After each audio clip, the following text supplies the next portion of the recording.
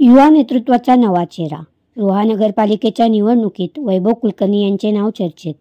आगामी रोहा नगरपालिकेच्या निवडणुकीच्या पार्श्वभूमीवर भारतीय जनता पक्षात नवीन युवा चेहऱ्यांची चर्चा सुरू झाली आहे.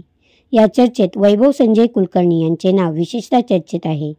अल्पावधीतच त्यांनी सामाजिक, राजकीय आणि संघटनात्मक कार्यांच्या माध्यमातून जनतेत वेगळी ओळख निर्माण केली आहे. वैभव कुलकर्णी यांनी विविध शासकीय योजना जनतेच्या दारी पोहोचवणे, नागरिकांच्या अडचणी सोडवणे तसेच तहसील आणि नगरपालिकेच्या पातळीवर कामात लोकांना मार्गदर्शन करण्याचे काम सातत्याने केले आहे.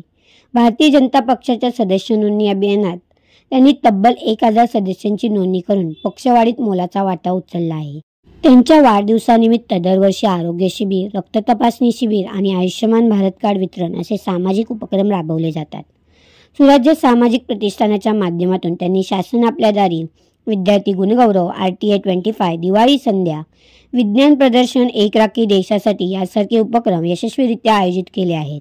राष्ट्रीय स्वयंसेवक संघ RSS, अखिल भारतीय विद्यार्थी परिषद, सार्वजनिक गणेशोत्सव ट्रस्ट, दहावीर महाराज देवस्थान नवरात्र उत्सव कमिटी रोहा आणि हिंदू रक्षक सेना यांच्या उपक्रमांमध्ये सक्रिय सहभाग घेत त्यांनी हिंदुत्ववादी विचारांचा प्रसार करण्यासाठी योगदान दिले आहे. तसेच महिला सक्षमीकरणासाठी सेल्फ डिफेन्स शिबिर आणि रक्तदान शिबिरांचे आयोजन करून युवकांना समाजकारणात सहभागी होण्यासाठी प्रेरित केले आहे.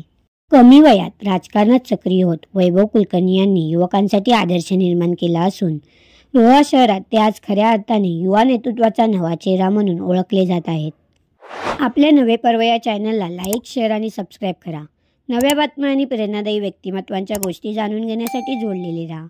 नवे पर्व, नव्या विचारांचं, नव्या नेतृत्वाचं व्यासपीठ.